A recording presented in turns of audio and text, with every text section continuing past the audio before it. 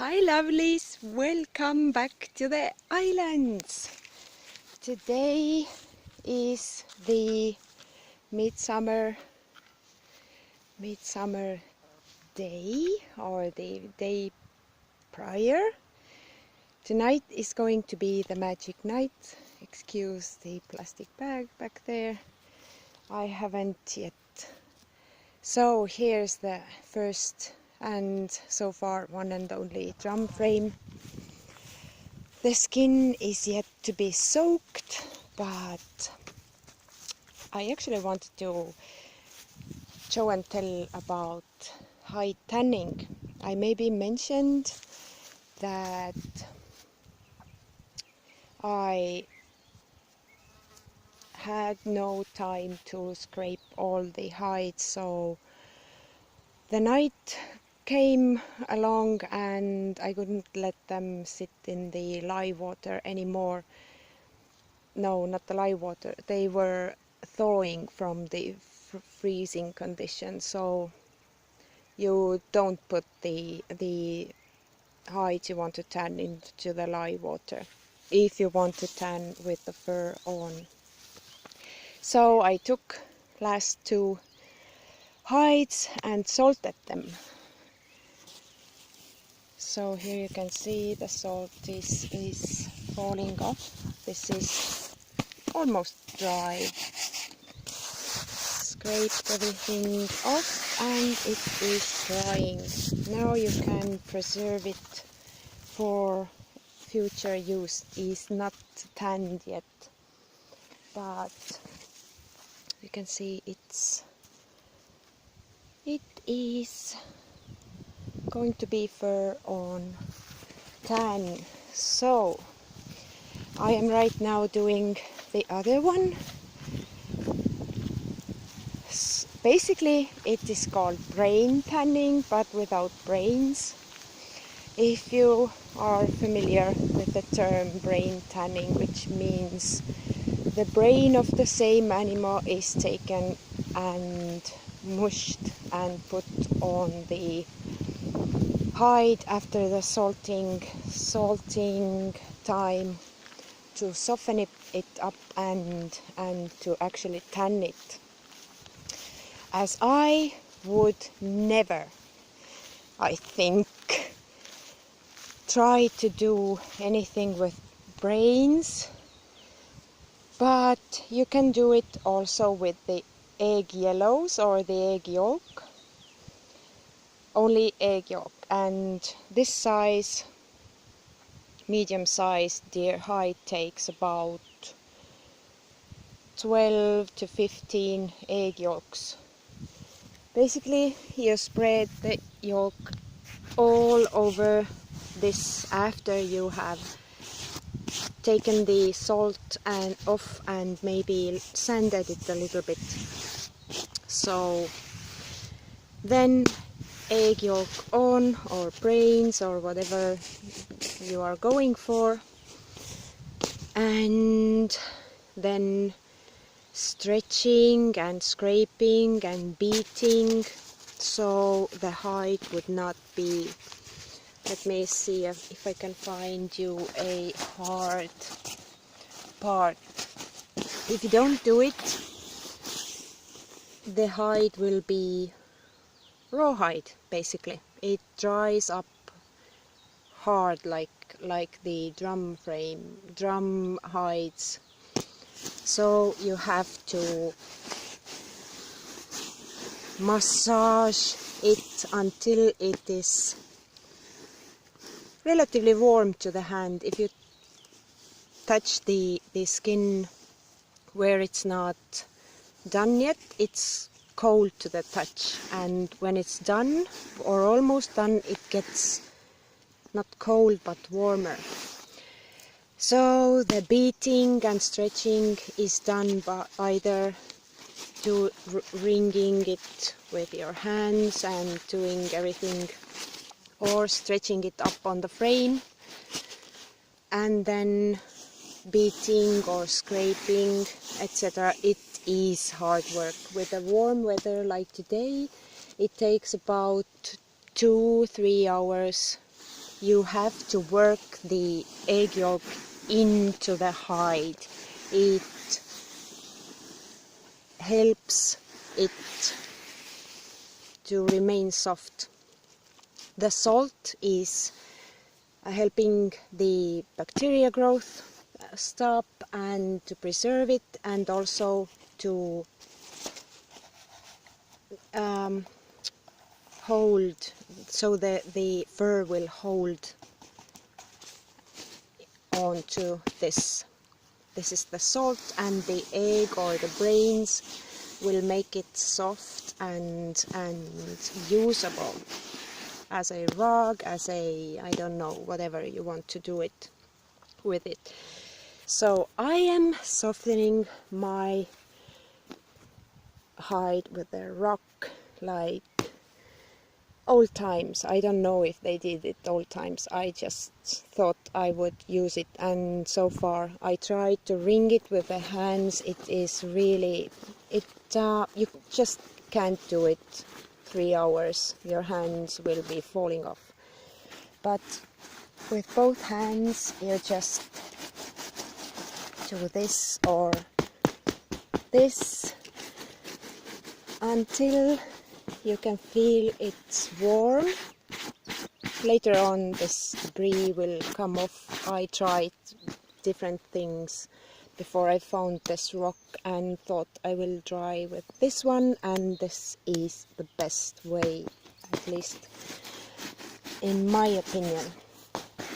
So I will continue to do it until the egg is all inside the skin and it is warm to the touch, not fishy cold.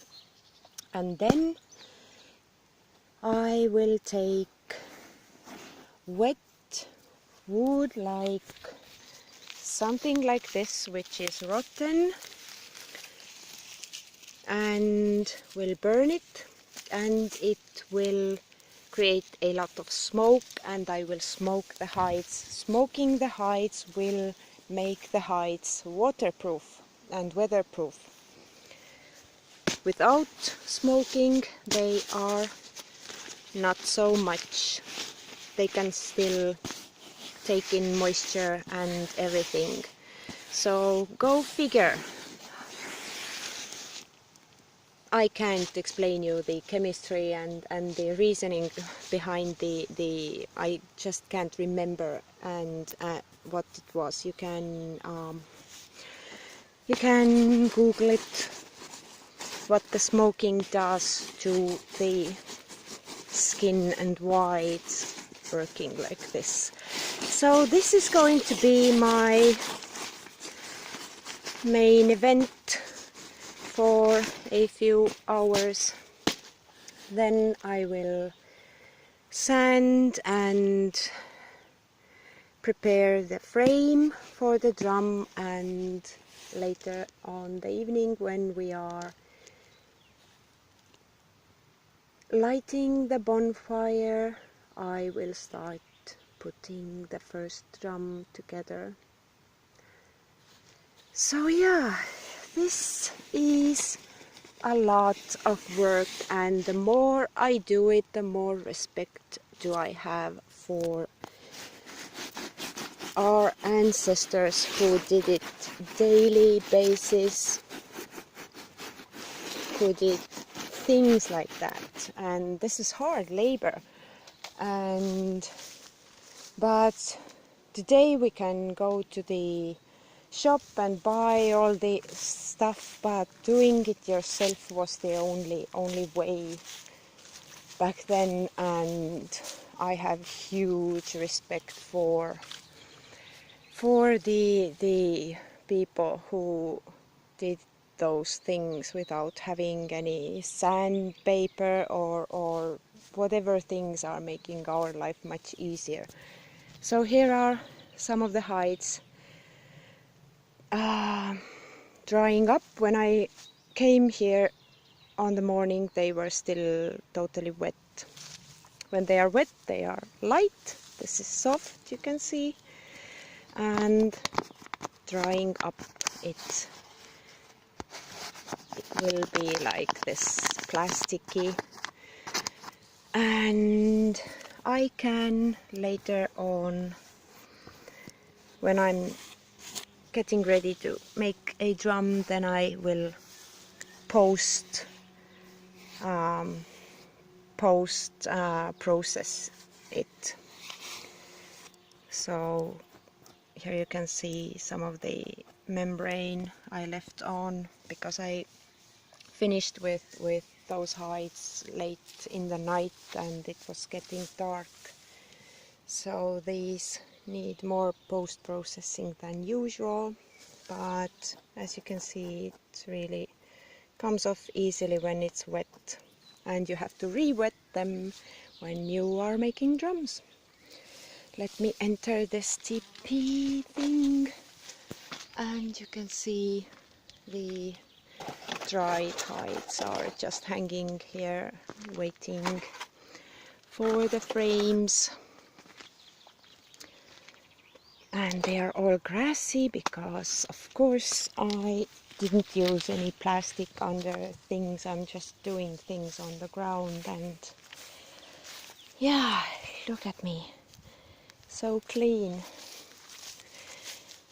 So yes, this is the updates. So tanning, lots of work, but I really can't wait to actually use those beautiful hides on the floor or on the benches, or when I'm finished with building the houses, I will use those as bed covers. So it would be warm to sleep or sit on. Yep, this is it. Magical day today to do those things, and the songs and the yoiks are coming out of nowhere all the time. So I'm alone here and I just can't help to just yodel around. So this is the update from the island, how things were done or how I am doing them. So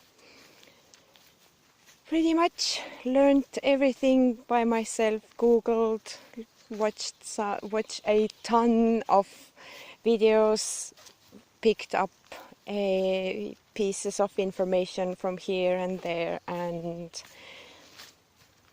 I will make probably in the future I don't know, maybe from zero to finish video about how to do those things, because I haven't found anything that explains everything from the start to finish, because everything information is just scattered around, and yeah, besides the techniques and knowledge mostly that I have is based on the Sami and the Nordic shamanic and pagan culture, and how they did it, and how the historical books that Christians actually wrote down, how the pagans worshipped their devils, as they put it. So thanks to those written memoirs, so to speak, the things are more easier for us to research and find out how the things were done, and you just fill the gaps with everything that comes from within. And I don't know, like this rock thing, never did I ever see anyone explain or show using rock, but actually this is, for me at least, the easiest way to do it with. and seems right somewhat, because I don't think that back then or in the old times they actually hung a rope and did it over the rope. You can do it over the rope and pulling and stretching it from upside down, so to speak, or you can, I don't know, sand drill machine thing it as well, but yeah, the rock seems really in the right place with this job for me. So I will stop blabbering and get back to work before it dries too much, and then I have to re-egg it. This is also if you fail, you just can, and it still stays or dries hard, then no worries, re-egg it and try it again. So there's no failure in this. You can't just fail, you can only harm the fur or something if you use maybe too much force. I want to say that rope will probably burn through it if you don't, if you apply too much pressure on it. So yeah, this is the hide tanning thing and the steps that are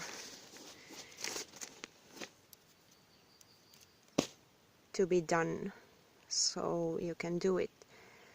So yeah, and the salted hide, you can preserve it years in a cool, dry place before you take up this hard work of scraping.